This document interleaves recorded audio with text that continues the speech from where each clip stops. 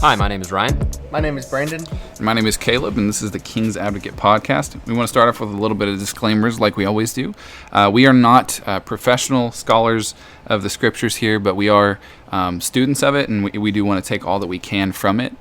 Today we're going to be talking about the parable of the unjust steward at the beginning of Luke chapter 16. It's a bit of a confusing one, so we want to really break it down, give the context, and also look at some of the verbiage so that we can truly understand what God's trying to get across to us here. So we're going to try to really dive deep into this. We appreciate your commentary at any point. If you want to reach out to us, if you have any thoughts about this or any of our other studies, or if you have possibly suggestions for things that you want to hear on the podcast, or maybe something you didn't quite understand, we would love to talk about that with you and do some studies, which is the whole point that we started this podcast, was to encourage communication about the Bible and encourage people to think about the Bible more in their daily lives.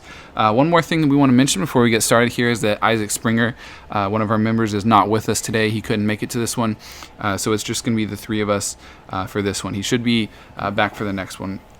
Okay, so starting off in Luke 16. Do you want to just read chunks of it? Yeah, we can. I was going to go over just a bit about the context. In the previous chapters, Jesus is talking to different groups of people, a large crowd. Namely, he talks to the disciples. He talks to the Pharisees and Sadducees. He talks to the general public. There's a large crowd with him.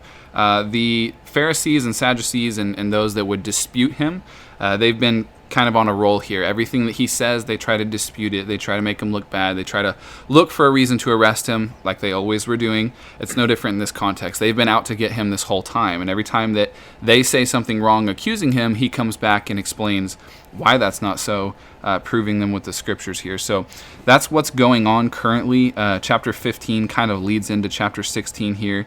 At the end of chapter 15 is the story of the prodigal son. So that's kind of the context of who's present and what's going on here. A few definitions that we'll need to know before getting into this, because there are some words, especially in the King James Version, that are really confusing in the way that they're worded, are the words steward, wisely or wiser, and the word mammon. So I'm going to go through a quick breakdown of those, and we'll come back to them.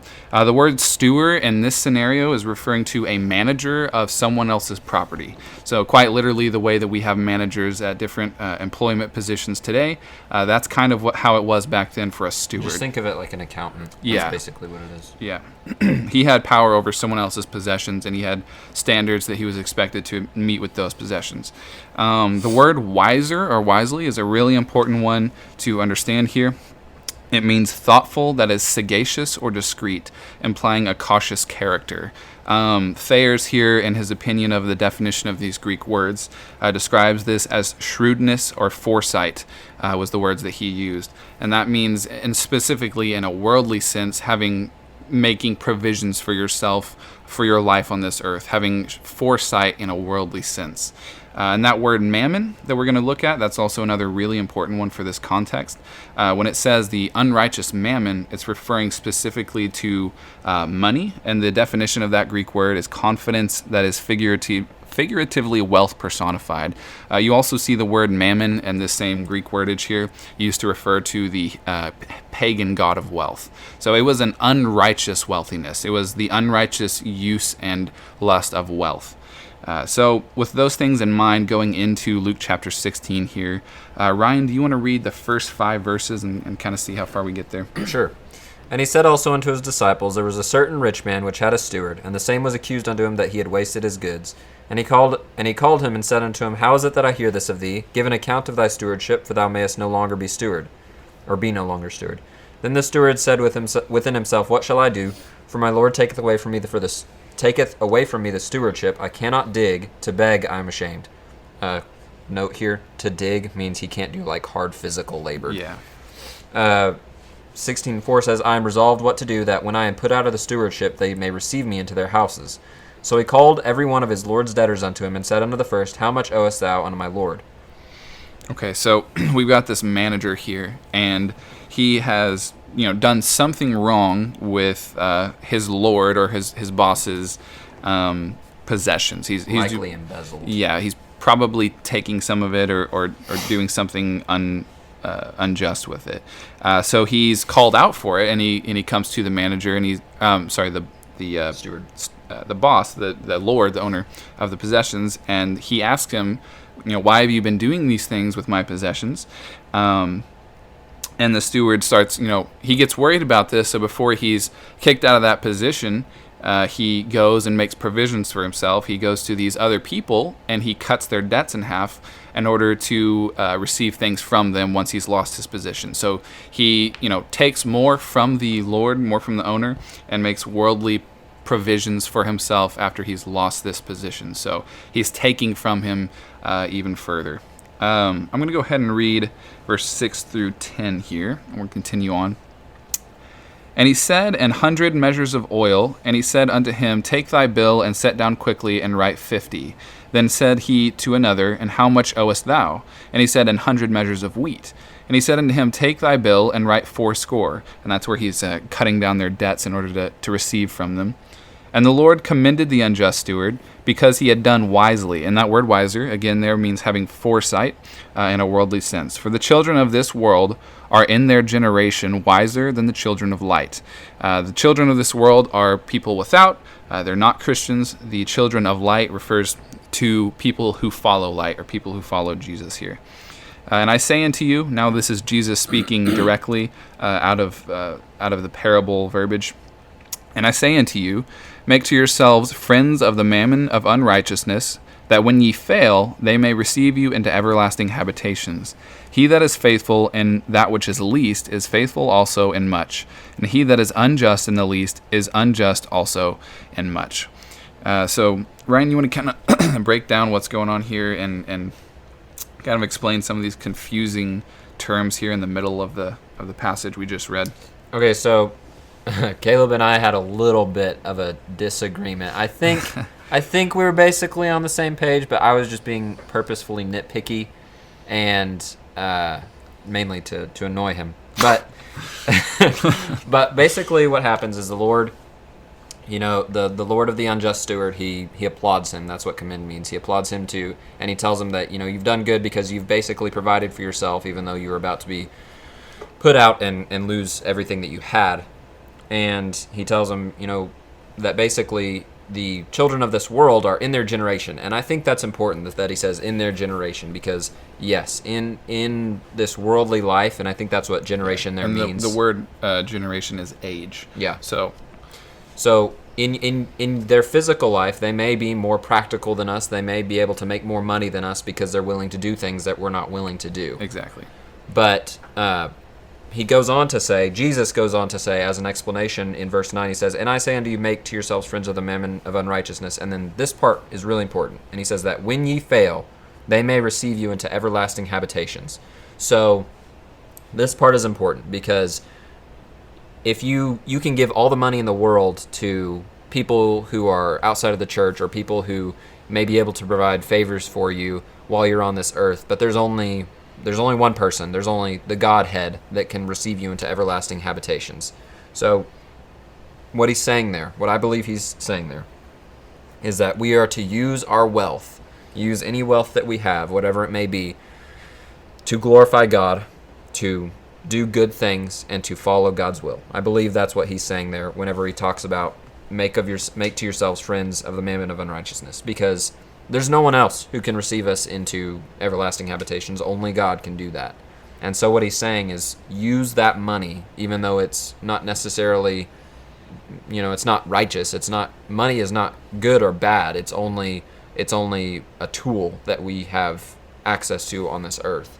So use it to make friends of yourselves. Make friends who can receive you basically into heaven. That's my interpretation. Adding on to that point, a way to further explain that also with Scripture, kind of backing up what he's saying here. If you look at Paul with unclean meat, there's meat that's been sacrificed to idols or whatever it was.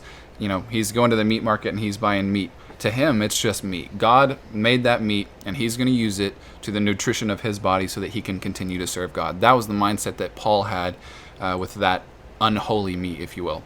But if someone else was offended by it, he wouldn't eat it. But it was an unclean meat, he was using it in a righteous way because that belonged to God. Everything that there is belonged to God, and Paul knew that, and he took it at his liberty like that. And I think that's kind of the exact same way he's talking about here with the mammon of unrighteousness. Jesus says, make to yourself friends of the mammon of unrighteousness. And that word of specifically means by the use of, or make to yourself friends with the resources that you have.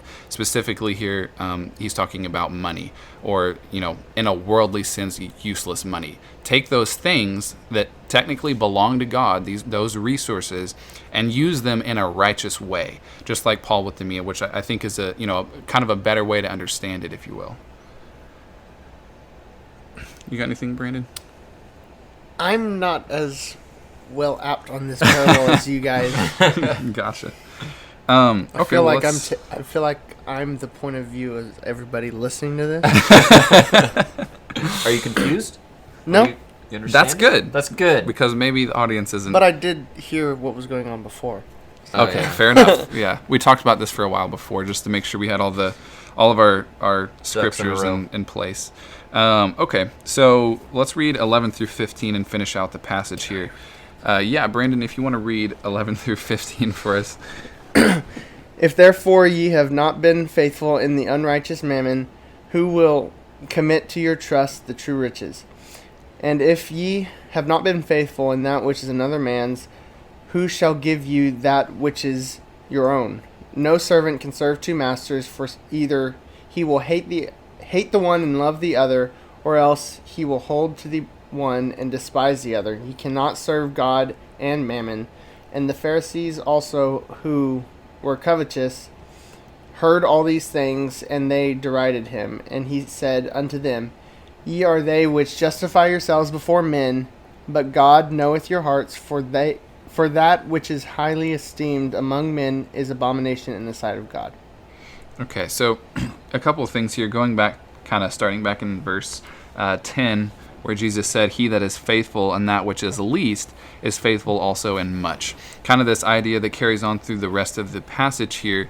If you can be trusted, and kind of what he's saying specifically in this sense, if I can trust you with a thing so tempting and unrighteous as money to be used in a right way in this world, if you can be trusted with those things which are least, you can also be trusted with those things which are much.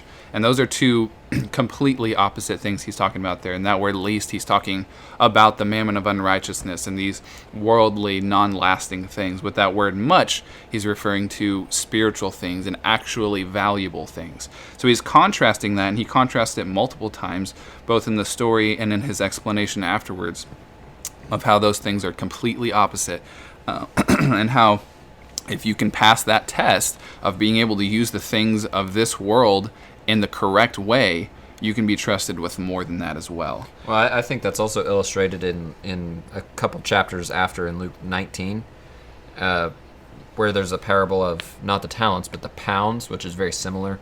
But in Luke 19 and verse 16 it says, Then came the first, saying, Lord, thy pound hath gained 10 pounds. And he said unto him, Well, thou good servant, because thou hast been faithful in a very little, have thou authority over 10 cities. So I think, and he goes on to say, the one guy gained 5 pounds and he gained authority over 5 cities.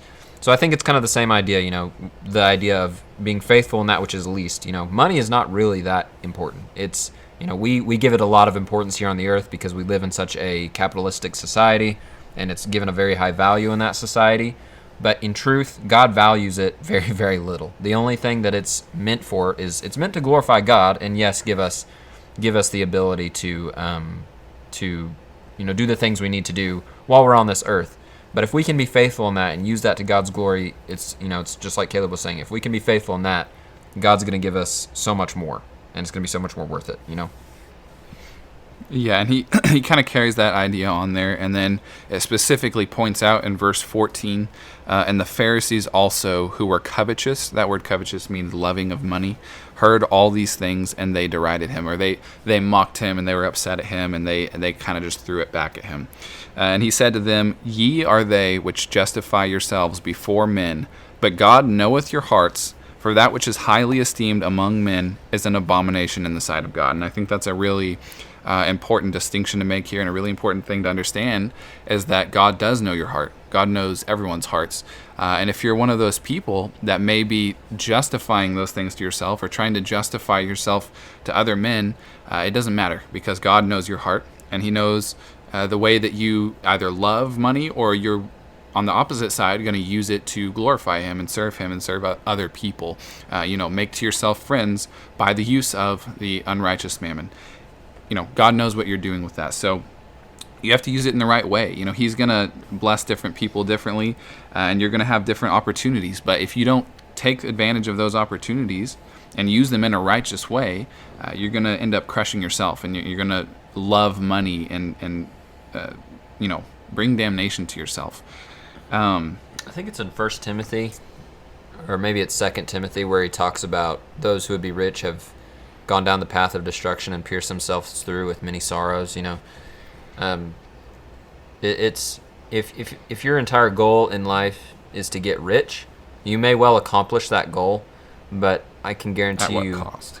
Yeah, you're not going to be happy. That money does not buy happiness. Like that old adage is that money doesn't buy happiness, and that's true.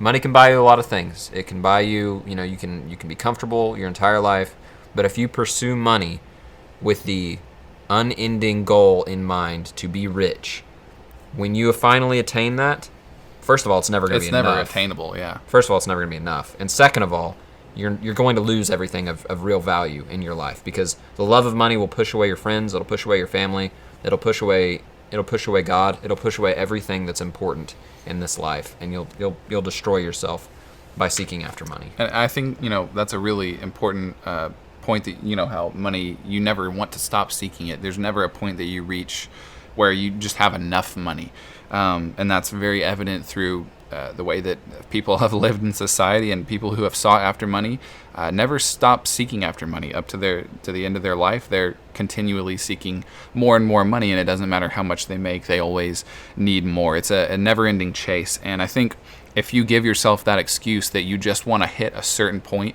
you just want to focus on money for so long so that you can carry yourself into the next area of your life, that's not the way to do it. If you're focusing on money and you're going after money, there's no ending of that. That will become your entire life. So you can't focus on money even just for a little while. Money has to be, down the list. It has to not be your focus. Focusing on God, that has to be at the top of our priority list at all times. There is no make a certain amount of money and then focus on God or whatever it is. I feel like I think you're absolutely right, and we're focusing a lot on money, but this can be used in a lot of other things than just money. Because like you said, the top priority needs to be God, and you mentioned how money needs to be lower on that list. There's a lot of things that go in between that also, that all those things, which include money, so your job, your school, your family, your hobbies, everything on this earth needs to be lower than God. All those things that are things that we want, things that we like, can easily take over our mind, and we can easily go after all those things with everything we've got. Yeah. And want more and more and more, just like money. Now, I feel like it happens more with money, because with money we can buy a lot of things, but it is expanded beyond just money. The things of this world are just that, of this world, and we need to be focused on, like you said, things that are not of this world, on God. Yeah, and which is really well summed up in Matthew chapter 6, where he says a very similar thing here. Matthew 6, verses 19 through 24 says, "Lay not up for yourself treasures upon the earth, where moth and rust doth corrupt, and where thieves break through and steal. But lay up for yourself treasures in heaven, where neither moth nor rust doth corrupt, and where thieves do not break through nor steal. For where your treasure is, there will your heart be also. The light of the body is the eye. If therefore thine eye be single, thy whole body shall be full of light. But if thine eye be evil, thy whole body shall be full of darkness. If therefore the light that is in thee be darkness, how great is that darkness? No man can serve two masters, for either he will hate the one and love the other, or else he will hold to the one and despise the other. You cannot serve God and mammon," which he says that exact same verse again here, which is a really important thing to think about. You absolutely cannot split yourself one way or the other. If you are not serving God with your whole heart, if he's not your top priority, you're not serving him. You can't serve both God and mammon. It's one or the other. You have to choose that. You have to wake up every day and decide to choose him over yourself. You're either serving God or you're serving sin, and you're serving yourself, which is obviously not profitable in any way, not even for a small amount of time. There's a verse that came to mind while you were saying that. I can't exactly remember where it's at. I think it's in 2 Corinthians, but it talks about how light and darkness are two completely opposite things, and how God and the devil are two opposite things, and all these types of things are two complete opposite things. And that's what it's going at here, is that you can love one or the other, not both, because they're two completely different things. Mm-hmm. You can't love one or the other, just like how you're either with God and you're living your life according to how you should, and you're doing the right things, or you're not. Yeah. Your heart's not in it, or it is. Yeah, if you're lukewarm, he'll spew you out of his mouth. Do you have anything on that, Ryan? No. Another point that I kind of wanted to look into, if we look at 1 Corinthians chapter 10, verses 23 through 26, would you mind reading that, Ryan? All things are lawful for me, but all things are not expedient. All things are lawful for me, but all things edify not. Let no man seek his own, but every man another's wealth. Whatsoever is sold in shambles, that eat, asking no question for conscience sake. For the earth is the Lord's and the fullness thereof. I think that's a really important thing to bring up. Again, here I was talking about Paul with the meat that was sacrificed to the idols. That belonged to the Lord. That was something that he was going to use for the sustenance of his body, so that he could continue to serve the Lord. He was using this unrighteous, unholy meat that had been sacrificed to idols or whatever it was. It was his liberty to eat that, and he used that as fuel to project him forward to do the will of God. So I think it's a really important distinction to make, going back to what Jesus said about make friends to yourselves of the unrighteous mammon. I think I got that wordage a little bit wrong, but the point that he was making was to use the things of this earth not to serve yourself, and not in an unrighteous way, but use them in a righteous way. The things that are unrighteous, take those things and use them to God's glory, because they are God's. Everything in this world is God's, which I think is well said in Psalms 24:1. That says, "The earth is the Lord's and the fullness thereof, the world and they that dwell therein." Also in Job 41:11, God himself said, "Who hath prevented me that I should repay him? Whatsoever is under the whole heaven is mine." So we know that all things that there are belong to God, and we, I think, making a good gesture of the parable that we read here, are stewards of those things, right? So we've been gifted the things that we have in this life, and we're stewards over those things, but they don't belong to us. We are God's. Our time is God's. The things that we have are God's, and we've been commanded a certain way that we need to use those things, a certain way that we need to use our time and our resources and our efforts, and we've been called to do that to the glory of God, do all those things for God. So if we're stewards over his work, why should he not expel us from our duty if we're not doing that, just like the Lord expelled that steward or that manager in that story that we read?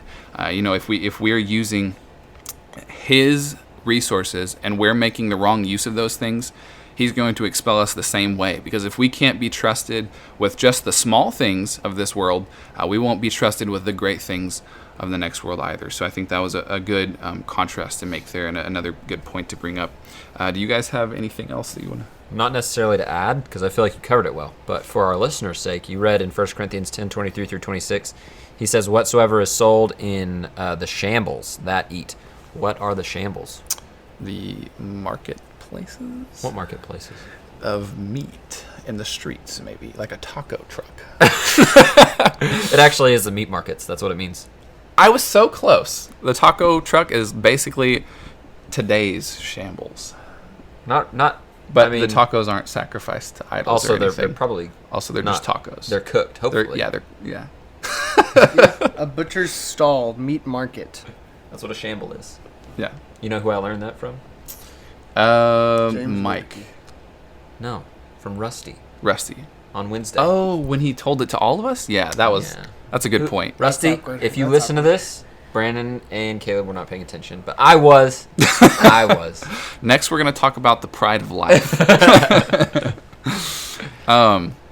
I don't really have a whole lot more that I wanted to cover on this topic. I think it's a really good parable. It's really confusing, and you kind of have to get down to the wordage to really understand it. So I would encourage anyone who looks at this parable or uses it to try to study and further their knowledge and better yourself, dig into those words and make sure you understand exactly what Jesus is trying to get across here. I also think that in the next parable, where he talks about, or parable or historic record, whatever you want to call it, about Lazarus and the rich man, he has the same point in mind here about focusing on righteous things and not being selfish and self-serving.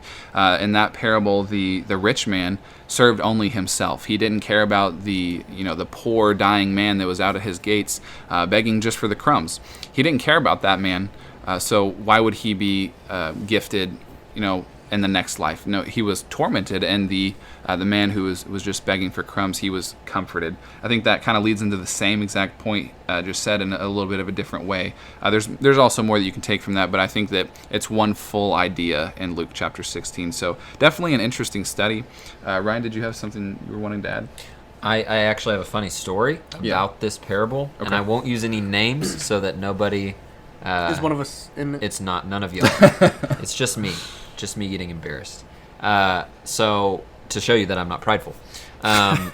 So I studied this parable for a long time when I was traveling with a certain evangelist, and we went up to a different state and ate at another evangelist's house, and there was 3 evangelists altogether there.